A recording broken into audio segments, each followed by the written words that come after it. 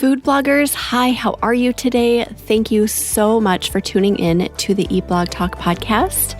This is the place for food bloggers to get information and inspiration to accelerate your blog's growth and ultimately help you to achieve your freedom, whether that's financial, personal, or professional. I'm Megan Porta. I have been a food blogger for 13 years, so I understand how isolating food blogging can be. I'm on a mission to motivate, inspire, and most importantly, let each and every food blogger, including you, know that you are heard and supported.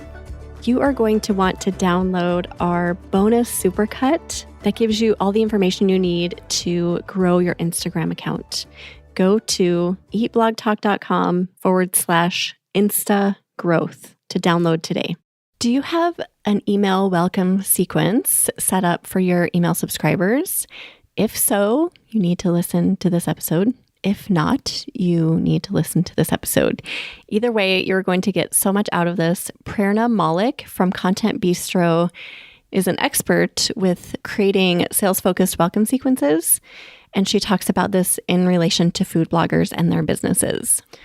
Really, any detail you need to know about creating a welcome sequence so that you can not only share your valuable URLs and content on your blog, but also sell the courses and the ebooks and the cookbooks and the value that you've created to share with people without being salesy or icky. Prerna talks through every detail. She gives so many great tips, so much good advice. Within a few hours, you can sit down and create your own effective welcome sequence that is going to sell the things that you've made, because selling is serving. This is episode number 635. Enjoy. Food bloggers, hello. Imagine this, a retreat where learning, growth, and community come together in the most delicious way possible. Join us at the Eat Blog Talk Spring 2025 retreat happening March 6th through 9th in Minneapolis. With only 10 spots available, you are in for a treat that is intimate and very personalized.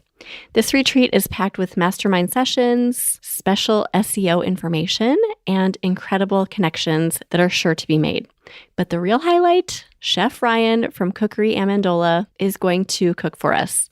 Ryan's dishes go above and beyond. You will be blown away by his customized multi-course dinner on Saturday night and so many other delicious goodies enjoyed throughout the weekend. Every retreat that Ryan has been at has been a truly unforgettable experience that everyone raves about. And it's not just the food, Ryan also brings the fun. Reserve your spot now to tap into all of this awesomeness. Apply today at eatblogtalk.com/retreat. Co-founder of Content Bistro and a Copyhackers-certified conversion copywriter, Prerna is the sales strategist and copywriter behind multiple million-dollar launches and six-figure evergreen sales funnels in niches as diverse as astrology and homesteading. She has written for iconic brands such as Pat Flynn, Amy Porterfield, Copyhackers, Vanessa Lau, Handle the Heat, School of Traditional Skills, and thousands of others. She is also the creator of the strategy-focused sales copywriting program, Ready to Sell. Prerna and her co-founder/husband, Mayank, have built an intentionally profitable business while living in India and raising their daughter, Manini. Prerna, welcome to the podcast. It's so great to have you on. How are you doing today? Well, thank you so much for inviting me. I'm doing really well and very excited to chat with you. Yes, we're going to talk about welcome sequences for food bloggers who are looking to maybe sell some of those awesome products that are just sitting on the back burner. Before we get to that, we would love to know if you have a fun fact to share about yourself. Okay, so fun fact about me is that I am all of 5 feet tall. Nice. You and I are, yes, the same height. So yeah, and I always like to say good things come in small packages. Oh, so yeah, so true. You know, it's funny. There are a lot of short, I should say petite. Some people don't like being called short. Food bloggers and people in our space. When I started hosting retreats, I hosted this one retreat and all of us were like under 5'2". I'm like, what? Oh, I love that. In the world, this is so great because I'm used to having tall friends and everybody towers over me. But I just thought that was so interesting that a lot of food bloggers We're petite, but I'm glad to know Oh, that. I love that. Yeah. Yes. Good things do come in small packages, right? Well, you have so much knowledge about email. I just love how you've dug into this in your business. Can you, first of all, share with us a little bit about Content Bistro? What is that? When did you start it? Yeah, just give us a scoop on it. Sure. So we started in 2011. Did not start as Content Bistro. We rebranded around 2015. And Content Bistro is where both my husband and I, we work together. We've been, running this business since 2011. So 13 years now. And it is where we work with course creators, creative entrepreneurs, anyone who's got a digital product to help them increase their sales, both on the front end and the back end, using email, using sales strategy, and of course, a lot of copywriting. And another fun fact about the name Content Bistro is because I love writing, but we also love food. Like my husband and I both love food. Baking especially is my love language. So yeah, this was a name that just kind of represented both what we do and what we love. Yeah. So it was, and that's why it's Content Bistro. I love it. I love that it has a food theme too, and that you guys are foodies. That's so great. And is your husband a foodie too? Oh gosh, yes. Yeah. Yes, absolutely. Awesome. He's very fond of cooking. In fact, he made a really nice pasta for me for dinner right before I jumped on this call. And so he does more of the cooking. I do more of the baking. So, yeah. Oh, that's perfect. What a good combo that is. Must work well in your kitchen. So I love your sales focus. I was telling you this before we hit record that a lot of food bloggers, including myself for so long, get in this trap of thinking that it's all about the traffic. And we seem to just get laser focused in on how can I get more traffic? Like literally that's our only question. And we kind of forget that we've created ebooks and cookbooks and courses and these little things that we can sell to our people. And we have to be jolted out of it a little bit to remember that. So you have some information about how to put a sales focus on a welcome sequence for food bloggers so that we can maybe take our eyes off of the traffic a little bit and put the focus more on the awesome products we've made, right? Absolutely. Absolutely. Because I'm totally there with you on the traffic part, but I also feel that sales is essentially you showing up to serve that traffic well. Right. Yeah. So yes, they're going to get the great recipes you have. Yes, they're going to, learn more about how can, they use what you're teaching, whether it's a new dish, whether it's a new way of making something. But then when they're ready, or if they're ready, you want them to go ahead and either support your business by buying your cookbook or joining your membership. And it's not just supporting your business, but it's you serving them well as well, right? So it's such a win-win relationship. And as someone like I shared, I love baking. I frequent so many baking blogs. I am always looking for ways to kind of get, okay, can I buy someone's cookbook? Or can I gift someone, like a blogger's cookbook to friends of mine? I've done that, for over the last so many years. They're like amazing food bloggers, some who have like gluten-free recipes. Someone's got, someone specializes only in one-pot dinners. So what better way to, A, support your favorite food blogger, and B, give a great gift to someone you love than sending out a cookbook. So I feel like sales is at the heart of it is basically service, and we should be doing more of that. Yeah. And that reminder alone is so powerful. I remember hearing that line a few years ago. We all feel guilt. I shouldn't say all of us, but a lot of us feel guilty for offering things like, oh, I don't know if people want to hear about my cookbook again or my course again or whatever. But we forget that it's actually serving. And I heard someone say selling is serving. And I wrote it on a Post-it note and put it on my computer. It was there for like 3 years just to remind myself, because I got in that mindset too, where it was like, oh, I'm annoying people. I'm frustrating them. So that reminder is so simple, but it can make such a powerful transformation if you just get it in your brain that you are serving people. You didn't create your cookbook just because you were bored. You created it because you knew it was valuable and you know that it's going to serve people. So get it out there and let people have it, right? Absolutely. Yeah. Absolutely. Yeah. Yeah. And sales and selling, they're not sleazy, icky, or pushy when you do them right. Sales and selling they're easy, they're fun, and like I said, there is service when you're selling to the right few people, when you're talking to people who want and need what you have to offer, and when you're tailoring what you have to offer to solve your audience's struggle. And I feel like food bloggers are solving so many struggles. Like seriously, Yeah, I so true. I am so grateful for the work food bloggers put in to their blogs and to their recipes. And I've worked with so many, and I've seen behind the scenes the kind of effort that goes into recipe testing. And in fact, and I shared this with you, like offline, that when I spoke at Tastemaker, I realized the kind of work that goes into like just putting a recipe together. It's a lot of work. So I feel like sales for you all is definitely is like such an easy, fun, and such a heart-centered way of serving your audience. That's a great way to put it.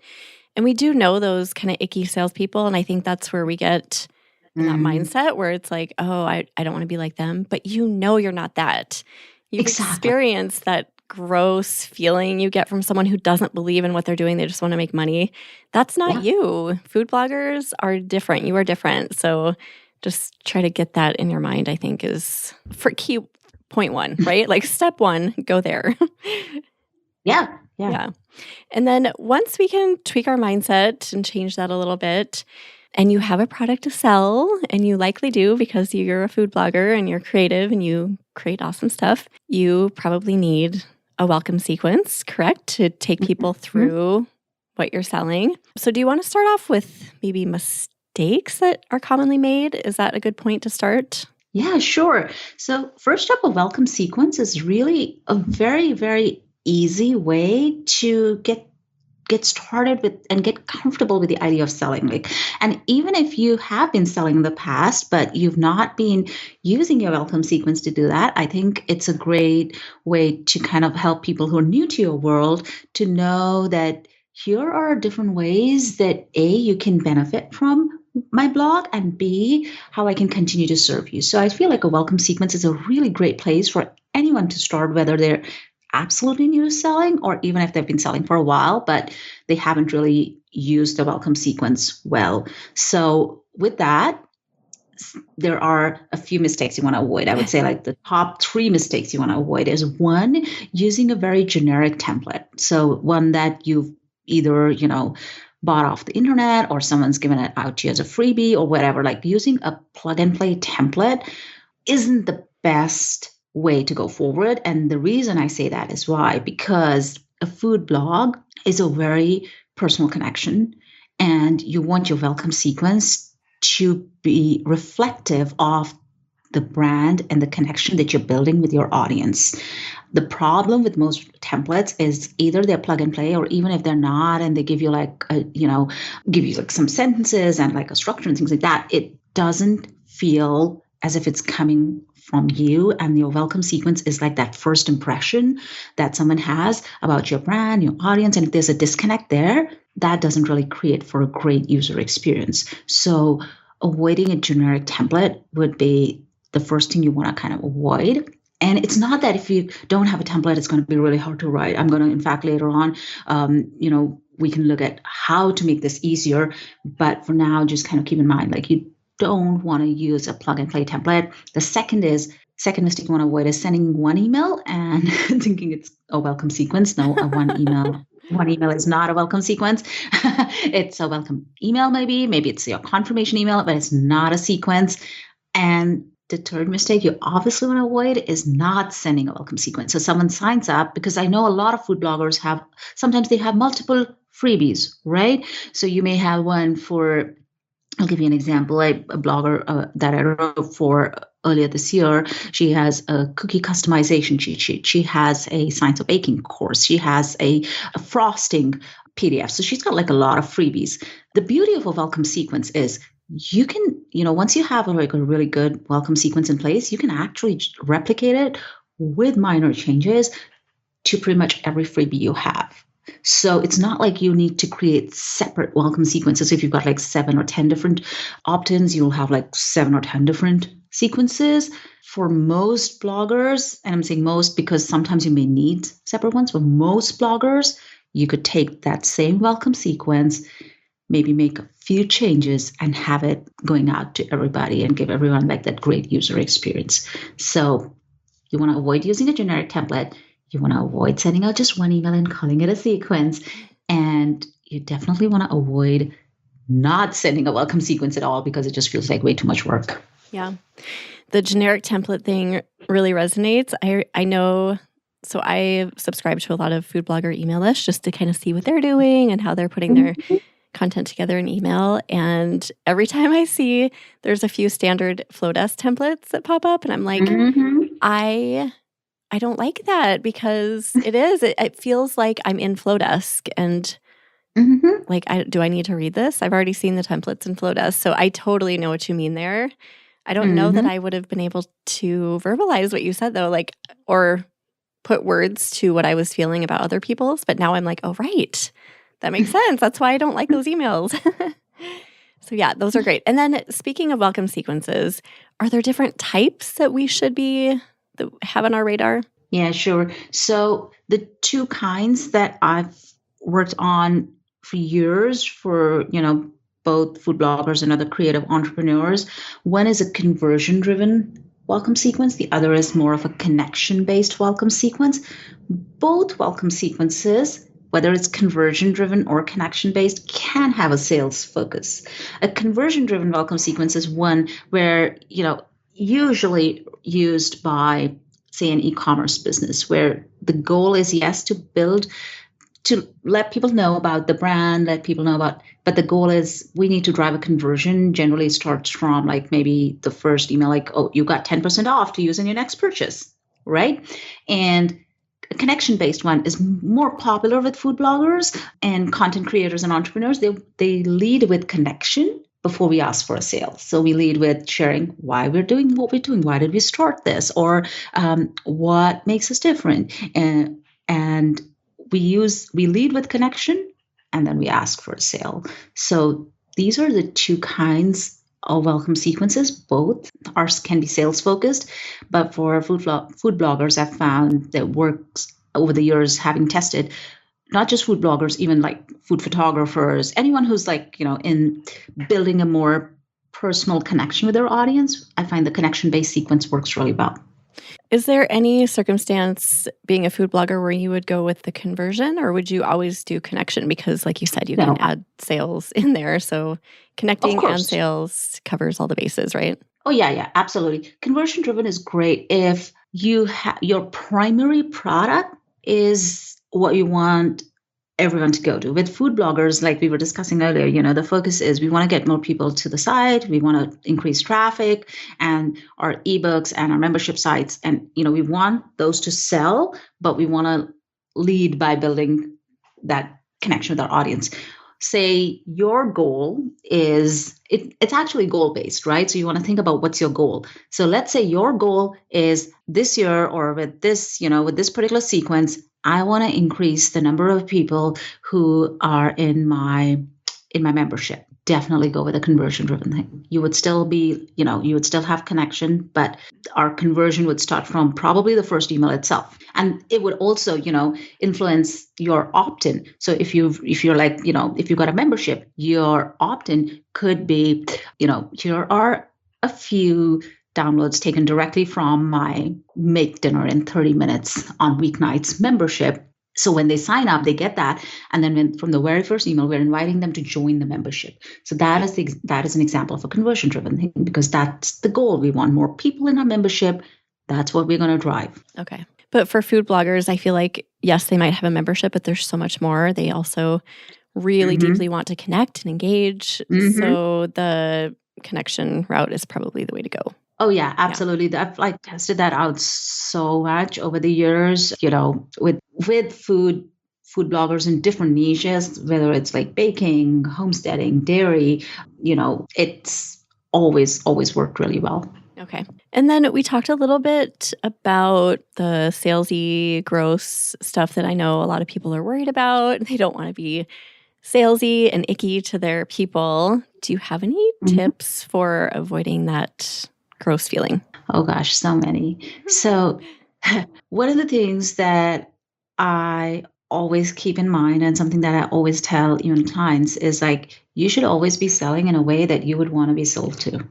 So if you don't want to be sold to in a way that feels like you need to take a shower afterwards, don't do that. It's like literally that simple. So, but certain things you want to keep in mind is one, you definitely don't want to make fake promises. There is no room for fakery, trickery, gimmickry in sales that actually feel good to you. There is no room for guilt tripping people or quote unquote poking the wound, making them feel awful about their situation when you're selling. So we don't want to sell in a way that makes us feel awful and or makes our audience feel awful. Like I am not an advocate of sales that just leave people feeling like if you don't get this, your life is pretty much all doom and gloom. Yeah, that's gross. Yeah, yeah. So you want your welcome sequence, or for that matter, any email you write, you want that email to be something that encourages people, that engages with them, that yes, talks about the pain or the struggle they may be experiencing, but at the same time, does it in a way that shows empathy, does it in a way that shows that you get it. Because like ask yourself, you do get it, so why won't your emails reflect that? Are you really wanting to be a part of one of the eBlog Talk mastermind groups, but you're just not in the place to make the investment right now? The eBlog Talk Accountability Group might be the perfect fit for you. For just $34 a month, you'll get access to weekly accountability check-ins, a private Slack channel, live productivity sessions, and monthly Zoom calls with fellow bloggers and me, Megan Porta. Achieve your big blogging goals surrounded by supportive, like-minded creators who truly understand your journey. The eBlog Talk Accountability Group is here to help you stay focused and motivated as you build your awesome brand. Head to eblogtalk.com/focus today to claim your spot. Yeah, and it's a kind of a fine balance. I think that for myself, I learned that over time with just a lot of practice, right? So start sending the email so you can get into the flow of it and get that feeling like, okay, yes, I'm being encouraging and I'm being empathetic. And yes, I'm selling my product or service or whatever, but you're not feeling gross when you're done writing it. Absolutely. Easiest way to do this is and this is something I do, and I know a lot of other writers may be doing this as well, but I always think of one person like that I'm writing to. And I literally, like whether I'm writing for clients or I'm writing for our own brand, I will always put the name of an actual person. For the longest time, it's always been my name because it just makes it easier. So I'm like writing it to myself. And so I would write like, okay, hey, Prerna, did I tell you about the time when I did blank and I realized that I needed to do this? So when you write, thinking about that one person instead of thinking about the 400, 500, 5,000, 50,000 people that you may have on your email list, it becomes that much easier because you're actually having a conversation. Or like you're talking to your aunt, your grandma or something. What would you not say to your grandma? What would you say to her? Yeah, 100%. Yeah. That's a really great tip. I like that. So because we can tend to think of the masses, like there are thousands of people listening. What am I going to say to all of them? But what about just having a conversation with one single person? That makes it totally different. Yep. Love that so much. And I know you have kind of a recipe for this. Do you want to talk through that? Your 6 C's? Oh, yes. So, I have recipes for pretty much every copy asset I would write. So, like I said, food and words, they're my happy place. So even for sales-focused welcome sequences, I call it the 6C recipe. The first C is you want to start by celebrating the sign-up. So your first email is going to be, hey, I'm just so excited to see you here. And I can't wait for you to try out this frosting recipe and tell me all about how it was not grainy, it was just the right texture, not too sweet, and your cupcakes looked awesome. And here's why I created it. And then you maybe have like a little story, or maybe you just talk about why frosting is so important to you or whatever. And then basically share what you're all about and how can you help them. Let them know what's coming next. In that very first email, you want to let them know that, hey, over the next few days, I will be sharing more resources to help you do A, B, and C. So keep your, eyes on your inbox. So you're letting them know what's going to happen. Two, you're celebrating that they're part of your world. You want to go the next step, let them know to find you on Instagram, or maybe direct them to your about page where you're sharing more about your story. So welcome them to your world. The next C is all about connecting. And that is when you want to know, why is it that they read your blog? What is it about it? What recipe do they enjoy? Open up that door to a two-way conversation with them. Emails is not you just sending a missive into the void and then hoping it lands somewhere. Emails is where you're actually starting that conversation with the people, with like real humans on your list. So the second C is connection. So you want to connect. You want to ask them, what is it, that they're hoping to learn? What have their struggles been? If you have a very specific focus for your food blog, you want to kind of talk about that. Like, okay, if you've got, like, let's say you've got a gluten-free food blog, you want to say, share your gluten-free story with me. Like, where did it all start? What happened? What are you doing? What's working for you? Here are a few resources I found helpful. Encourage that conversation and let them know what resources you have, both paid and free. You can, in your very second email, let them know. If you have a cookbook, like I said, if let's say you have a gluten-free blog and you have a cookbook on gluten-free baking or gluten-free cooking, let them know about that. Because here is someone who's like raised their hand and said that they want to hear from you and said that they want to learn more about what it is that you do. Use that email to do that. So yes, open up the door to conversation, connect with them, but don't hesitate to talk about what you have to offer, even if it's a paid offer. The third C stands for cultivating community, which is where, again, you want to talk about what is your food blog community all about. You want to talk about what is it that you stand for. This is where you would highlight your values, because in the first email, you're celebrating the sign up, you're sharing a little about your story. The second email, you're connecting with them and wanting to know about their story. The third email is where you're highlighting what makes your particular food blog different from others out there. And your values is where you can, really shine. That is what brings community together. So use this email to do that. Use this email to highlight, because let's be honest, there are a lot of food blogs out there. Mm-hmm.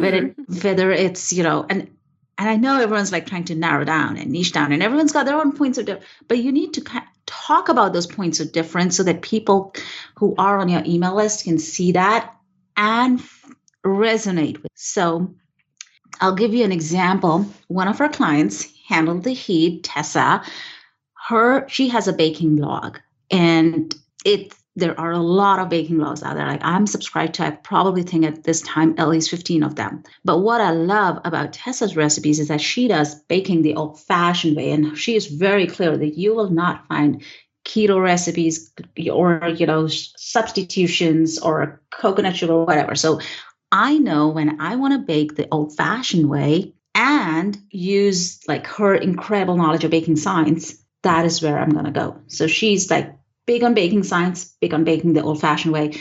And it's very clear, like that's what we focused on for her sequences, for her copy, all of that. So use what makes you unique, but talk about it both on your website and in your welcome sequence.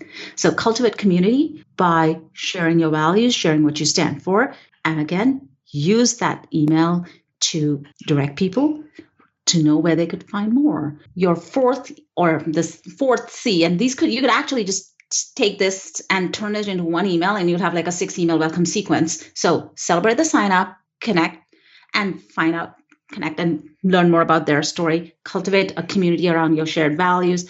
The fourth is convert. This is like a pure sales email. It's all about, whether it's your membership or it's your cookbook or it's your ebook or it's your, digital downloadables, whatever, or a course that you may have. This is a pure sales email, helping them see that you've got this freebie, you know more about me, I know more about you, you know what I stand for. Here's how I can continue to serve you. So if you look at it, it's like such a logical conversation. It's also, very simple and easy to kind of just put into play because you're not shoving sales down someone's throat. You're like leading from helping them get to know you better, helping you get to know them better, and then helping them see what's the next step. So the fourth C is basically convert. The fifth is connection again, but this time it's more with here are what other people are saying about what it is that we do. So this could be sharing reviews, sharing customer success stories, sharing questions people are asking about either your paid offers or even, like struggles that they've had that you've helped solve, all of that. And then lastly, you have close, which is again your last email to them before you move them into your regular weekly newsletters, because you want to let them know that, hey, we've been chatting a lot over the last few days. I've shared this, and this. Going forward, you'll be getting weekly emails with me, sharing our latest recipes, and I would still continue to love to hear from you. Here's where you could find more resources that would help you as you move forward, and then direct them to your resources. But let them know, prepare them for what's, what happens after the welcome sequence. Oh, that's amazing. So yeah, that's 6 Cs. Those are so great. I loved it. And it all makes such perfect sense as you're talking through it. I'm like, this is the perfect flow. Do you have a recommendation for how to space those apart? So for welcome sequences, Megan, what I've found works best is sending emails out one day after the other. Couple of reasons for this. We found deliverability really improves and people have higher recall because they've just signed up. So you want to send that first email, the celebrating the sign up email right after they sign up. So that goes out on day 0, what you would call like they've signed up and they get this first email. And then after that, every other email goes out one day after the previous email. So it really helps improve deliverability. It really increases engagement, and that kind of sets the cadence for all your future emails. Yeah. Okay. And if people are really into your content and what you're offering, they're not going to get annoyed with that. They'll be like, ooh, I got another email today from Prerna.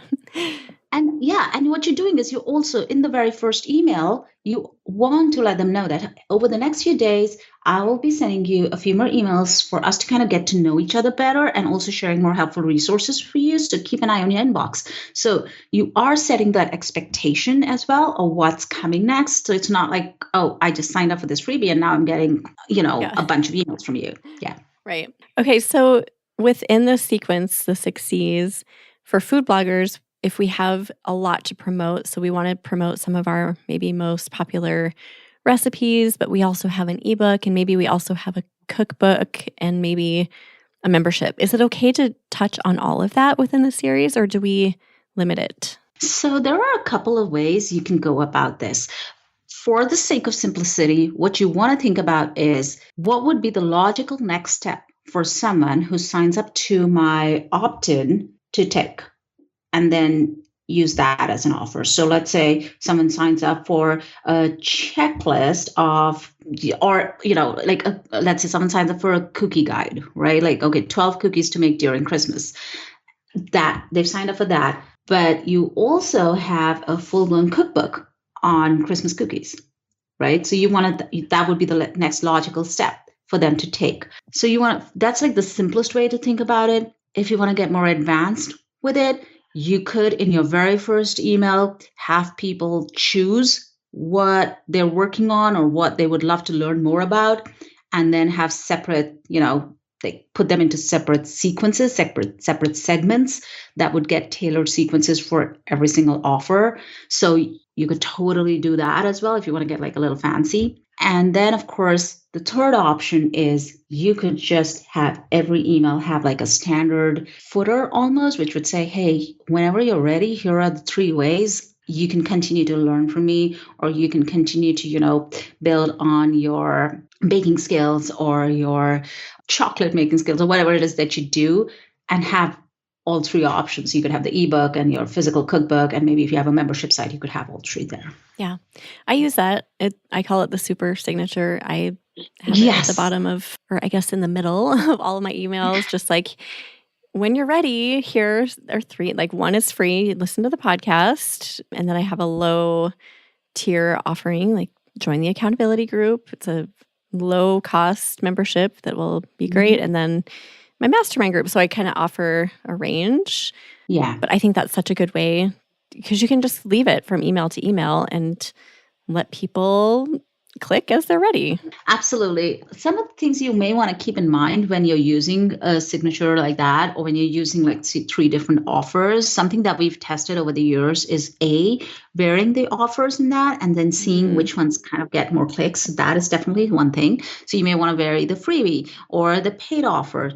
The second is showing your audience offers that they don't have, because if you have this as part of your standard email newsletter that goes out, you may be sending an audience that already has, like, let's say you've got a membership, you already have people in that membership, and if they continue seeing the offer for the membership, it's not really relevant for them. So you could, use conditional messaging to just show membership only to people who are not members, and show your mastermind to people who are in your membership as their logical next step. Yeah, I like that. That's a really good suggestion. All right, a lot to have in mind there. So I'm guessing that there are going to be people listening who are like, oh gosh, I've done it all wrong and I have to go back. But like you said earlier, it's one of those things where once you have it in place, you can kind of just go back and update it, and you can repurpose it for other things. So it's not like you're having to redo this every time you do a welcome sequence or a new opt-in, right? Mm-hmm. Yeah. Absolutely. Absolutely. Once you have this in place, you could easily customize it. You could just make minor changes. You could keep attaching it to all the different new freebies you're launching. And honestly, like, if you're listening to this and you're like, okay, this sounds like a lot of work, or, oh, I've gotten this wrong. Honestly, you don't. And is it a lot of work? Maybe to begin with, but your welcome emails don't have to be very long. Like, in fact, I would recommend that you keep them nice and short and tight and engaging, and like write them the way you would write your regular emails. You don't really have to overthink it. And it just makes it so much easier for anyone who's coming into your world via email to just get to know you better. So when you think of it like that, then it becomes that much easier for you to write. Like, you're writing it to one person, you're, writing it in a way that's like logical conversations. Like, hey, I'm so excited to see you here. Let me, here's what I'm about, and I want to know more about you. Like, tell me more about you. And then after that, okay, this is great. So here's, what you should know that I absolutely believe in and stand for. And if that sounds great to you, I would love to continue to help you more. And here's how I can help you more. So it's more of a conversation than it is a quote unquote a sequence. Yeah. And if you just pick out a chunk of time in your week, next week or next month or whatever, and you just commit to sitting down and getting this done, it really is as simple as that. You'll get done and you'll be like, oh my gosh, that wasn't as hard as I thought it was going to be. It's one of those projects. You anticipate that it's going to be way more work than it actually is. And then when it's done, you're so relieved. Yeah, absolutely. And I would say, to make it easier, what you want to think is, okay, so in every email, I want to have I call these my 3S elements. So you want to include these 3S elements or 3S ingredients in these emails to make it easier in your writing. So you know that, okay, so you want a story, you want some specifics around either your offer or your content or your values or whatever it is that focus of the email is.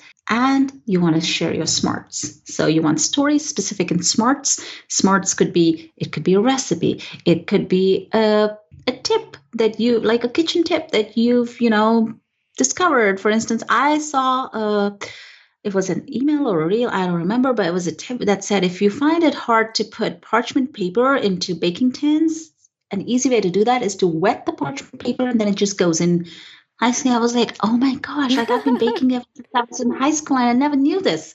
So like I said, smarts, like that kind of really helps you connect, So story specific smarts makes it really easy for you to go like, okay, yeah.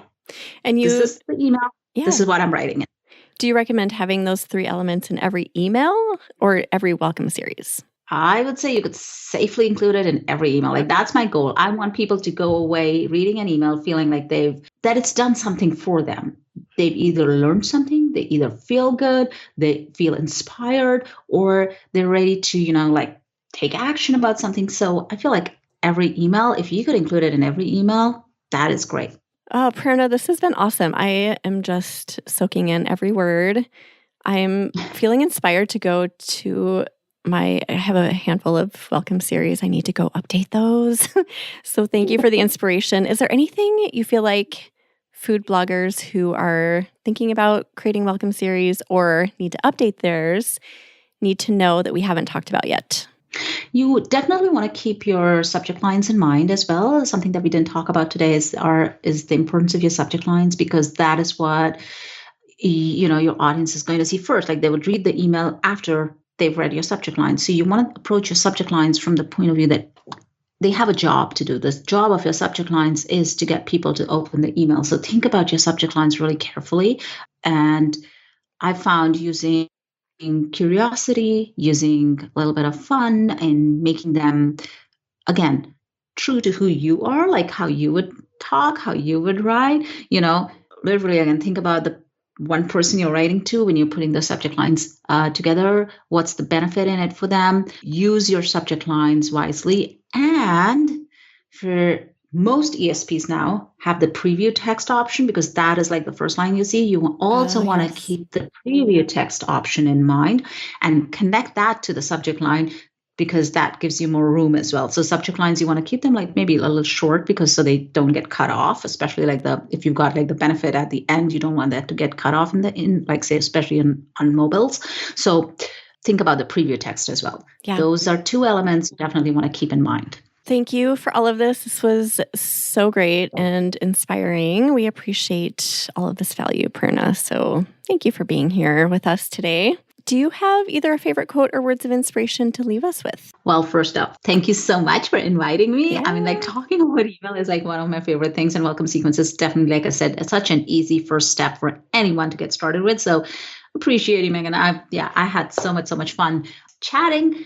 And favorite quote, something that I will definitely at some point get it put on a t-shirt, but that was something that I always say is connections before conversions. Ooh. So you want to lead with connection, the conversions will definitely happen. So, and a welcome sequence is a great place for you to demonstrate that.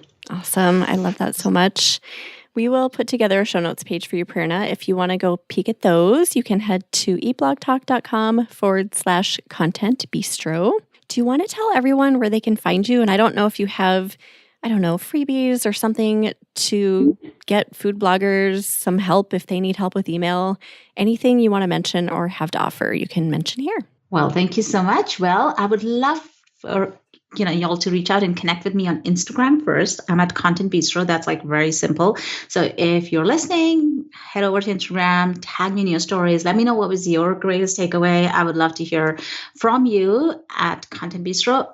And if you're interested in using emails to sell more of your offers, whether you've got a course, a membership, a digital product, I have a great 5-part email course for you, which is at contentbistro.com/secret-strategies. So that's contentbistro.com/secret-strategies, -strategies. Yeah. Yes. Awesome. I hope people go grab that. And then you're on Instagram, correct? Did you say Content Bistro? That's right. Okay. Awesome. Everyone go check Prerna out. Go grab that freebie. And I hope you enjoyed this episode. Thank you again, Prerna, for being here. And thank you so much for listening, food bloggers. I will see you next time. Thank you so much for listening to this episode of Eat Blog Talk. Please share this episode with a friend who would benefit from tuning in. I will see you next time.